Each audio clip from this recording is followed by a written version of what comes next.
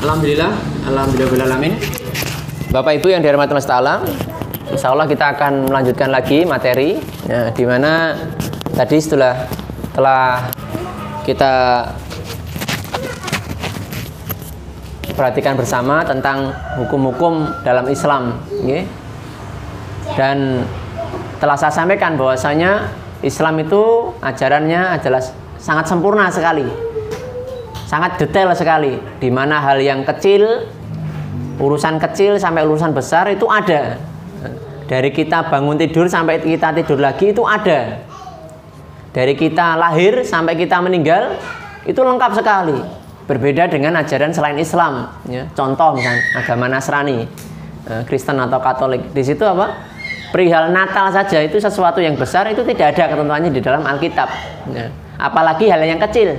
Nah, maka pada materi yang berikutnya ini saya akan menyampaikan sesuatu yang mungkin ini termasuk bagian yang kecil, tetapi di sini dikupas dalam Islam, gitu. Untuk apa? Untuk kebahagiaan manusia tersebut, ya. Ya, kita akan masuk dalam bab, ya, istinja, Bu. Ya.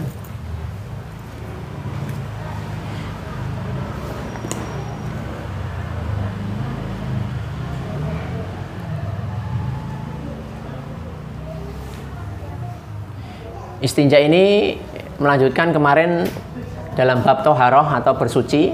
Di situ ketika kita mengeluarkan kotoran dari salah satu dua pintu tempat keluar kotoran, maka di situ kita harus bersuci, membersihkannya.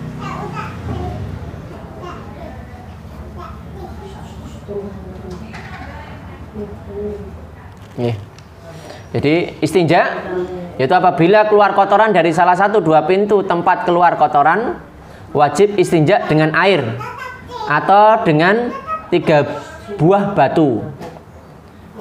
Yang lebih baik mula-mula dengan batu atau yang lainnya kemudian dengan air, ya. Ya, Bapak Ibu yang dirahmati Allah Ta'ala, jadi istinja ini, Bu, itu adalah membersihkan sesuatu yang keluar dari kubur dan dubul, ya. Jadi non sewu, Bu. Jadi kalau kita misalnya buang air kecil atau buang air besar, nah itu kita disuruh untuk bersuci. Mencucikannya bagaimana? Nah, kalau kita dengan air, Bu, ini namanya istinja. Nah, jadi basuh, cebok, nah, dicebok. Nah, atau kalau sekiranya kita mungkin tidak menemukan air, gitu, Bu, nah, itu bisa dengan pakai batu. Nah, pakai batu atau sesuatu yang suci seperti kayu atau tembikar atau daun, ya, bisa. Kalau sekarang bisa, Bu, tisu, gitu. Nah, itu namanya istimar.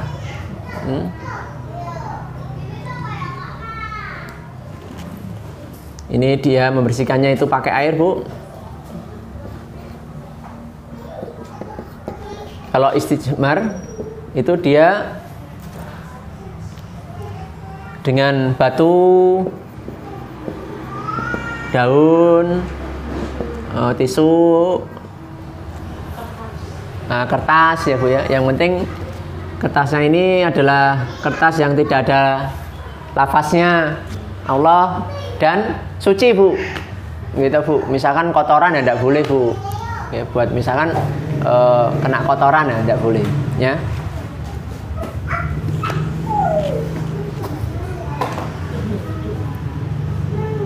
Rasulullah SAW dalam sebuah hadisnya, innahu sallallahu alaihi wasallam marobi qabraini faqala innahuma yu'adzabani amma akaduhuma fakana yamsi bin namiyati wa amal akharu fakana la yastangzihu min baulihi. Ya, beliau telah melewati 2 buah kuburan.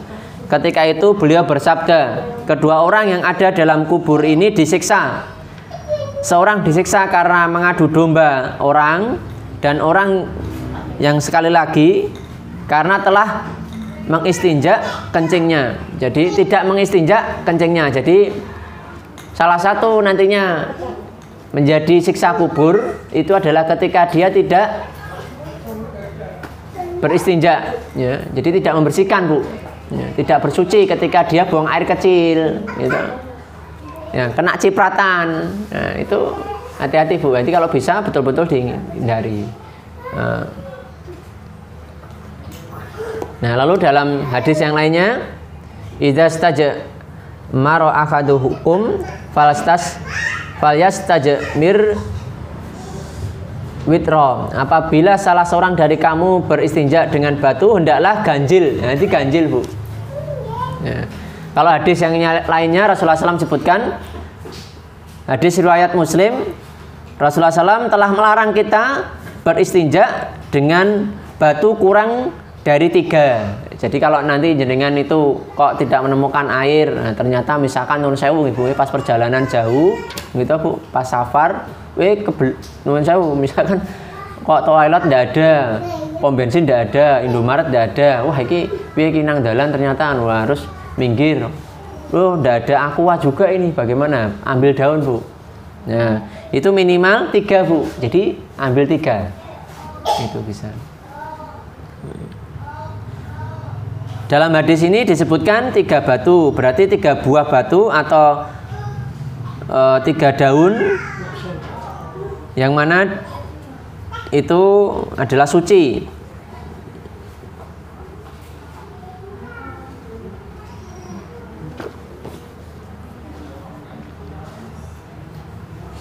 Ya ini, Bu, jadi kalau kita istinja itu kita membersihkan, bersuci dengan pakai air, jadi sesuatu yang keluar dari 2 pintu tempat keluar kotoran tadi, Bu. Ya, mungkin kita buang air kecil kalau bahasa kita, atau buang air besar, nah itu dibersihkannya. Kalau pakai air namanya istinja, kalau pakai daun, batu atau tisu atau selain air istijmar. Nah sekarang saya akan mengajarkan tentang adab buang hajat. Ini, Bu. Ya. Kalau dalam Islam, masya Allah, Bu. Kalau dalam agama selain Islam, Bu, kita mau membersihkannya juga tidak tahu, gitu, Bu. Mau pakai tangan kanan, tangan kiri, mau pakai air atau pakai apa juga tidak tahu. Nah, kalau Islam, masya Allah, Ibu, betul-betul tahu, ini padahal kecil sekali. Ya. Hal yang kecil itu diajarkan oleh Rasulullah SAW dan diperintahkan oleh Allah untuk bagaimana tata cara kafiahnya, ya, kaidah-kaidah. Contoh ini tadi dalam bab buang hajat. Ya.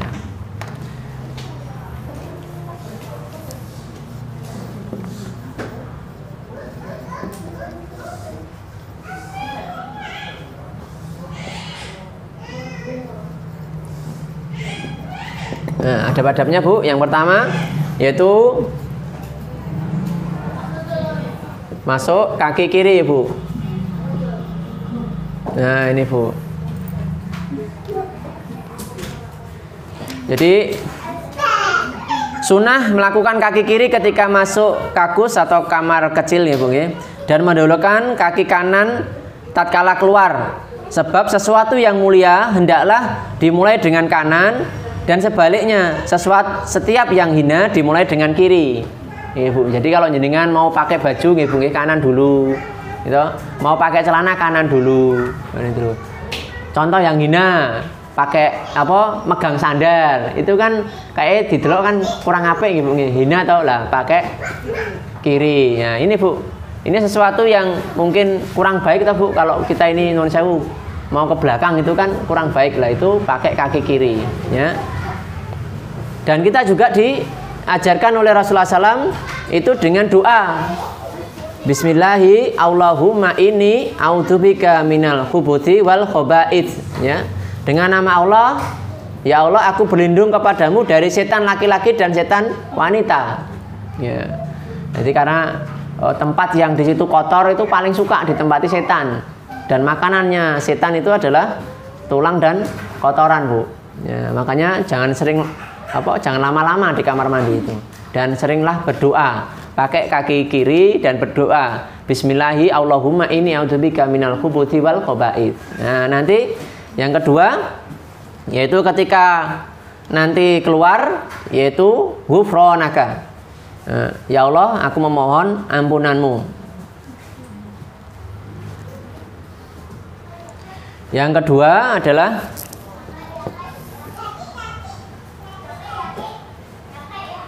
tidak membawa sesuatu yang bertuliskan nama Allah.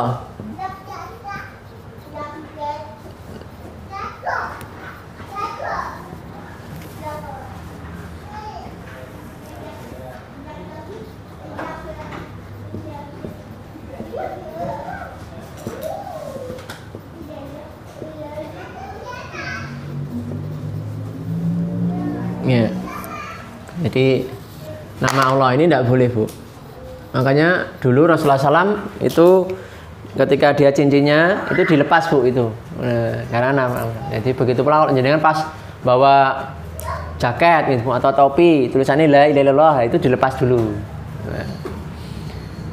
Lalu yang ketiga, Bu,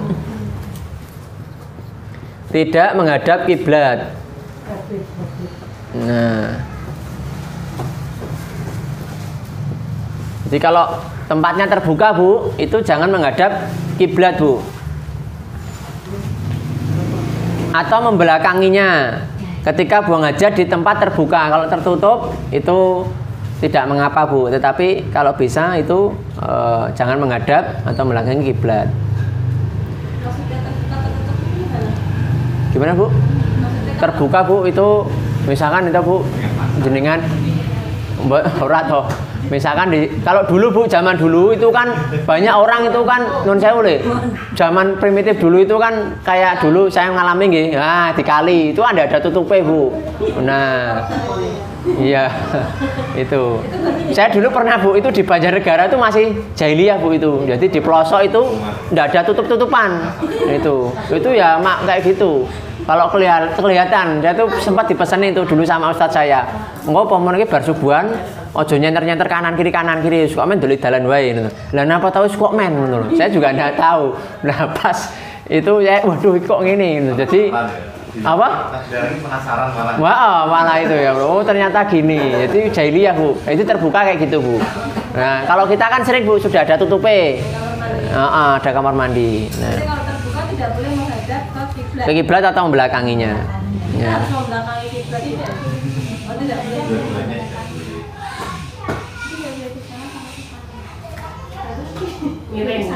Nah, terus, Bu, yang keempat, Bu. Nah, ini, Bu, menutup aurat, Bu. Nah, jadi menutup aurat. Jadi kalau buang hajat itu harus menutup aurat agar tidak terlihat oleh manusia. Batasannya aurat laki-laki, Bu, itu pusar sampai dengkul, Bu. Nah, pusar sampai dengkul. Nah, kalau wanita itu seluruh badan kecuali tangan dan muka.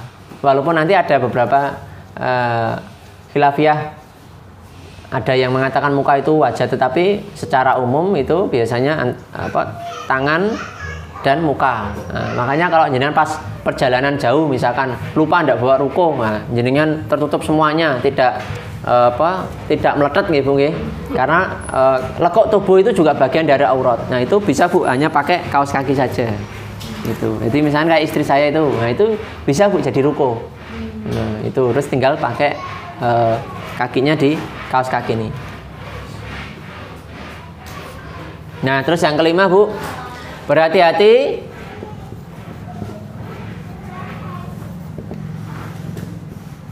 jangan sampai kotorannya itu, Bu, itu mengenai baju dan tubuh kita. Jadi kalau bisa, Bu, itu jangan sampai terkena.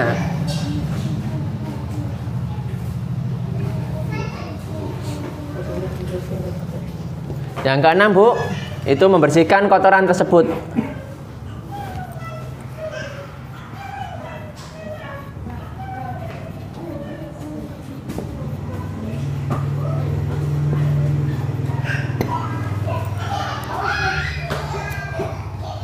Jadi membersihkan kotoran tersebut. Nah, bisa dengan air, bisa dengan tisu, bisa dengan batu, ya toh. Dimana di situ juga bagian dari kita bersuci ya. Dan itu kan masya Allah ibu. Kalau kita tidak tahu paman buang atau baru ditinggal itu kan gitu. Kalau dalam Islam sempurna ibu, sangat sempurna sekali. Terus yang ketujuh bu, jangan buang air kecil atau air besar di air yang tenang. Nah, ini bu, ini masya Allah sempurna sekali bu dalam Islam itu.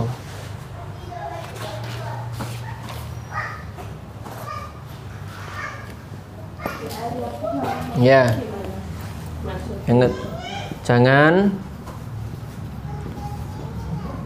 buang air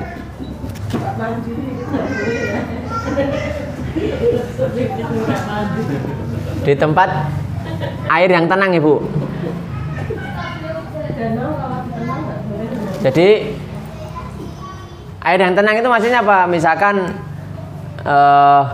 ini ada airnya bu, itu tidak mengalir mengenang di situ, kan akhirnya bau bu di situ. Airnya tidak ngalir. Nah terus misalkan di mana di situ tempat berkumpulnya orang, banyak orang di situ, jadi kan bau bu di situ. Itu adabnya masya Allah bu, sempurna sekali Islam itu, gitu. Jadi kalau kita melihat perilaku orang-orang yang dia itu tidak paham Islam ya nanti akan menjadi banyak, gitu bu. Dan ketika kita melakukan yang tidak sesuai syariat ini, yang sebagaimana diajarkan oleh Rasulullah SAW dan diperintahkan oleh Allah SWT, ya nantinya banyak bermaksiat. Berapa banyak orang buang air kecil sak penake, angger nguyuk, angger maktur gitu. Habis itu tidak dibersihkan, ya tidak dibersihkan, akhirnya kena celana. Nah terus ketika kena celana bagaimana sholatnya? Yo, tidak sah bu. Kenapa? Karena salah satu syarat dari sholat itu sendiri kan harus bersuci ya bu ya, suci, tubuhnya suci, pakaian yang dia pakai suci, tempat yang dia gunakan. Lah kalau celananya tadi kena sisa, baru buang air kecil, wes ora dipakai air atau ndak pakai istinja atau istijmar, ya langsung dilebokke, prak gitu dong. Wah netes-netes ya itu nantinya udah bersuci bu di situ. Ya, maka bahagialah orang-orang yang dia telah mendapatkan hidayah Islam. Alhamdulillah pada hari ini atau saat ini kita termasuk bagian dari orang muslim atau muslimah. Apa? Orang dewasa tuh kan kalau udah diapers gitu. Orang dewasa, Popok dewasa. Jadi kalau dia itu pas pakai pampers bu, dilepas bu. Dilepas, dibersihkan dulu. Nah terus setelah itu nanti misalkan sholat, habis sholat nanti pakai lagi tidak apa-apa. Misalkan ada kan non sewu orang-orang sepuh yang sudah beseren gitu di situ. Nah itu ya caranya ya tadi bu, dia pakai pampers dulu. Nanti kalau pas sholat itu dilepas dulu, gitu. Mungkin ini yang bisa saya sampaikan. Kesalahan datangnya dari saya pribadi, bila mana ada kebenaran datangnya dari Allah Azza wa Jalla. Assalamualaikum warahmatullahi wabarakatuh.